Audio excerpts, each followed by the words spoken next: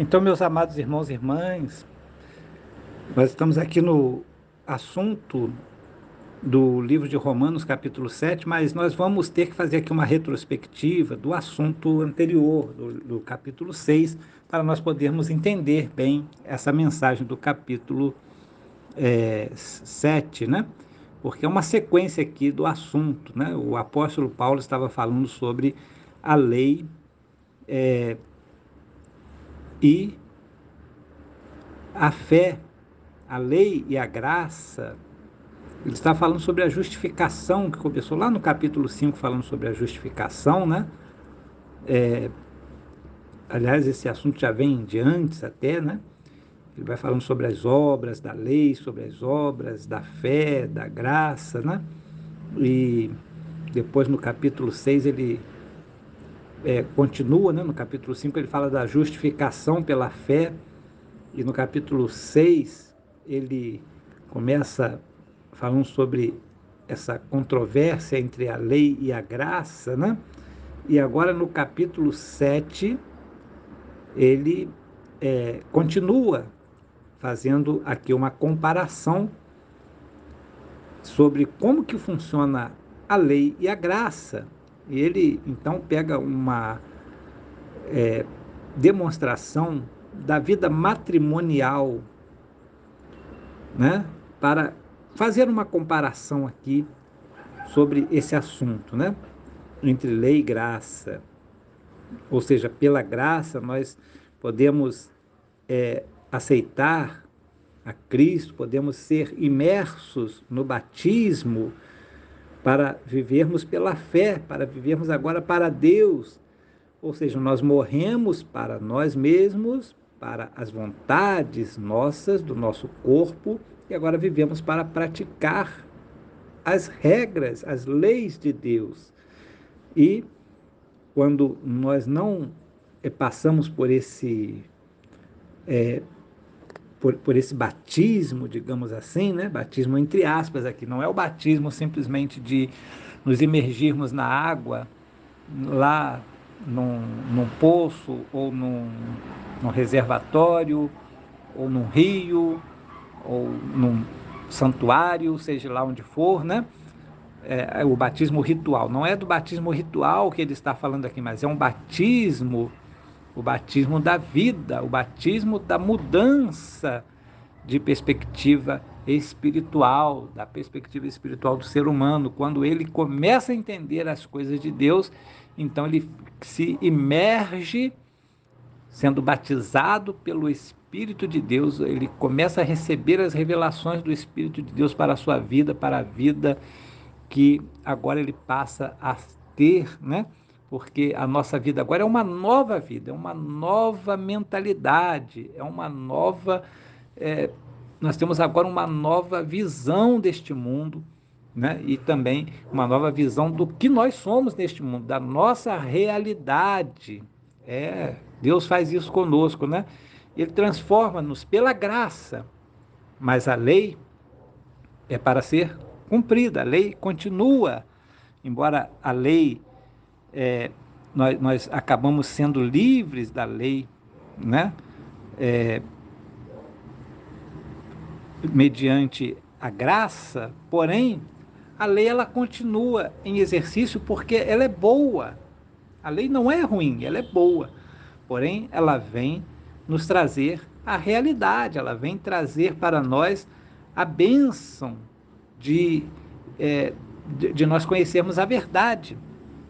E aqui o apóstolo Paulo então começa com essa ilustração, é uma ilustração. Muitas pessoas pegam esse texto aqui, é claro, também pode servir para isso, mas aqui ele está fazendo uma ilustração entre a lei e a graça. Assim como uma mulher, né,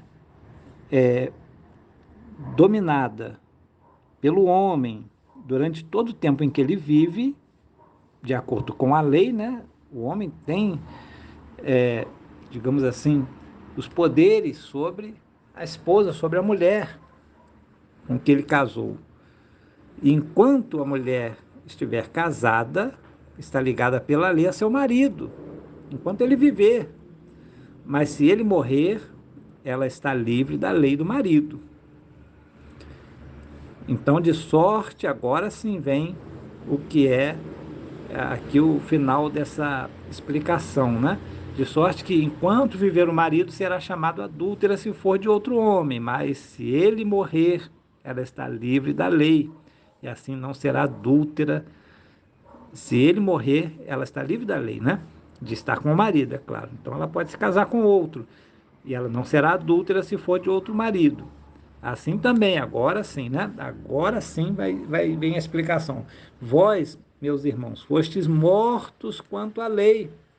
Ou seja, quando nós nos batizamos, quando nós somos imergidos, quando nós modificamos a nossa mente, quando nós modificamos o nosso coração e nos entregamos a Jesus Cristo pela fé, nos entregamos a Deus pela fé, então nós morremos quanto à lei. Então nós estamos isentos da lei no sentido das práticas rituais, né? Não é que agora a gente vai desobedecer a lei, não, não é nada disso, né? Ele é bem claro aqui nessa explicação. É, nós passamos a ser livres da lei, ou seja, nós não estamos subjugados a cumprir as determinações da lei, no sentido daquelas coisas todas que haviam no passado, né? das, das formalidades que haviam para, inclusive, se tornar um judeu, né? Que havia a circuncisão. Isso foi um assunto muito debatido no primeiro século entre os primeiros irmãos, né? O apóstolo Paulo debateu bastante com os outros apóstolos, né? Que para os outros apóstolos que eram judeus e que não tinham uma mente aberta para aceitar, para conviver com os outros povos, né, diferentes, aquilo foi muito complicado para eles, mas eles, na verdade, eles acabaram aceitando. E o próprio Deus começou a mostrar para eles, o próprio apóstolo Pedro, né, foi levado lá na casa de Cornélio, não porque ele quis, mas porque ele foi chamado lá, né? E o Espírito Santo desceu sobre aqueles que estavam lá na casa de Cornélio, assim como havia descido sobre eles no dia de Pentecostes. Olha só, que coisa interessante, né? Então, o apóstolo Pedro não teve dúvidas a partir daí de que Deus ele está aceitando agora todas as pessoas de todas as nações. Se os romanos foram alcançados pela graça de Deus através da fé, agora, então está aberta a porta para que Deus esteja sendo aceito por pessoas de qualquer nacionalidade, não somente pelos judeus, porque inicialmente Jesus ele fez um trabalho missionário dentro das limitações da Judéia entre os judeus. Ele veio para o que era seu, ele veio para o seu povo, mas eles o rejeitaram. Então agora está aberto o caminho para todos os povos, pessoas de qualquer lugar, tanto judeus, gregos, romanos, os judeus também. Veja que os judeus estão em primeiro lugar, né? Mas todos os povos podem agora estar na fé. E ele faz essa comparação aqui muito interessante sobre a mulher casada. Ela está ligada pela lei ao marido enquanto ele viver, enquanto o marido viver. Agora, o marido morrendo, aí ela está livre. Ela está livre para se casar com outro. Não será adúltera. Assim somos nós. Nós estamos livres da lei porque nós morremos para a lei, né? E agora, então, nós podemos servir ao Senhor com liberdade, com seriedade, é claro, com respeito, mas com liberdade para servir a Deus, para realizar as obras da fé. Louvado seja Deus. Que coisa maravilhosa, né, meus amados irmãos?